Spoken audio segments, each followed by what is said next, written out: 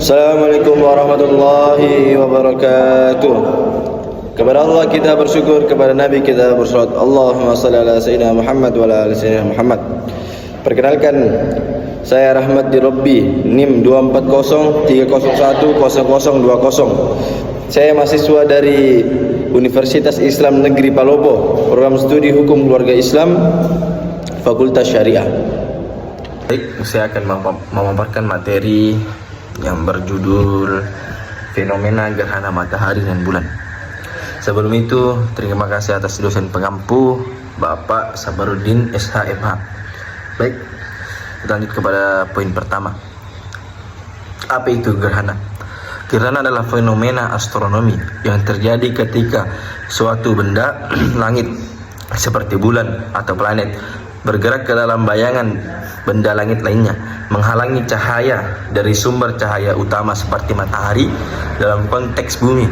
Gerhana yang paling umum dan bisa diamati adalah gerhana matahari dan gerhana bulan. Kedua jenis gerhana ini terjadi karena adanya posisi sejajar antara matahari, bumi, dan bulan. Baik, kita lanjut kepada poin kedua. Jenis-jenis gerhana matahari. Yang pertama itu ada gerhana matahari total, yang kedua gerhana matahari sebagian, dan yang ketiga itu gerhana matahari cincin. Yang dimaksud itu gerhana matahari total. Gerhana matahari total terjadi ketika bulan sepenuhnya menutupi permukaan matahari dari segi pandangan pengamat di bumi. Ini berarti piringan bulan tampak sama besar atau lebih besar dari piringan matahari, sehingga seluruh cahaya matahari tertutup. Yang kedua itu gerhana matahari sebagian. Terjadi ketika hanya sebagian dari cakram matahari tertutup oleh bulan. Ini adalah jenis gerhana yang paling sering diamati karena mencakup wilayah yang lebih luas dari gerhana total. Yang ketiga itu gerhana matahari cincin. Gerhana matahari cincin terjadi ketika bulan berada tepat di depan matahari, tetapi tidak cukup besar untuk menutupi seluruh cakram matahari. Akibatnya tampak cincin cahaya terang di sekitar bulan, dikenal dengan istilah ring of fire. Kita lanjut kepada poin berikutnya. Proses terjadinya gerhana matahari. Gerhana matahari terjadi ketika bulan berada di antara matahari dan bumi, sehingga cahaya matahari terhalang sebagian atau seluruhnya oleh bulan dan bayangannya jatuh ke permukaan bumi. Berikut adalah proses terjadinya secara berurutan. Yang pertama itu posisi bulan di antara matahari dan bumi. Gerhana matahari hanya bisa terjadi di fase bulan baru atau neomon, karena hanya pada saat itu bulan berada di posisi yang tepat antara matahari dan bumi. Dan yang kedua itu bulan menutupi cahaya matahari. Saat posisi ketiganya sejajar, bulan akan menghalangi sebagian atau seluruh cahaya matahari yang menuju ke bumi. Yang ketiga itu bayangan bulan jatuh ke bumi. Terdapat dua bagian bayangan bulan. Yang bagian pertama itu umbra atau bayangan inti yang gelap. Daerah di bumi yang terkena umbra akan mengalami gerhana matahari total. Dan yang kedua itu penumbra. Bayangan sebagian daerah di bumi yang terkena penumbra akan mengalami gerhana matahari sebagian. Dan ada juga antumbra.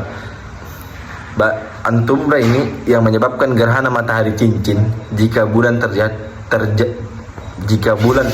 terlalu jauh dari bumi dan tampak lebih kecil dari matahari. Baik, kita lanjut kepada poin berikutnya, yaitu fenomena terjadinya gerhana bulan.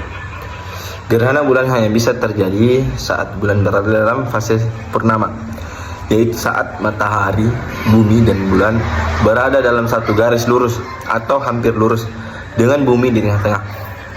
Bumi menghalangi cahaya matahari ke bulan. Tiganya sejajar, bumi menghalangi sinar matahari yang seharusnya menerangi bulan.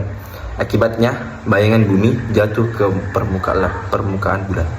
Kepada poin terakhir, yaitu perbedaannya antara gerhana matahari dan gerhana bulan. Gerhana matahari terjadi saat bulan baru.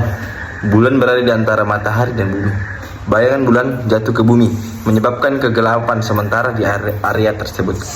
Ada dua jenis gerhana matahari, sebagian dan total.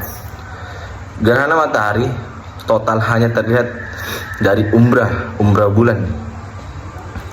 Sementara gerhana matahari sebagian terlihat dari penumbra, sebagaimana yang saya jelaskan di atas. Gerhana bulan terjadi saat bulan purnama. Bumi berada di antara matahari dan bulan. Bayangan bumi jatuh pada bulan, menyebabkan bulan menjadi lebih gelap atau merah. Ada dua jenis gerhana bulan, sebagian dan total. Gerhana bulan total terjadi saat bulan sepenuhnya berada di dalam umbra bumi, sementara gerhana bulan sebagian saat bulan hanya sebagian berada di umbra. Baik, kita kesimpulan, gerhana bulan dan matahari adalah peristiwa alam akibat posisi sejajar antara matahari, bumi, dan bulan. Gerhana dapat dijelaskan dan diprediksi secara ilmiah serta memperkaya pengetahuan kita tentang tata surya. Ya, itulah pemaparan materi dari saya. Kurang dan lebihnya mohon dimaafkan. Assalamualaikum warahmatullahi wabarakatuh.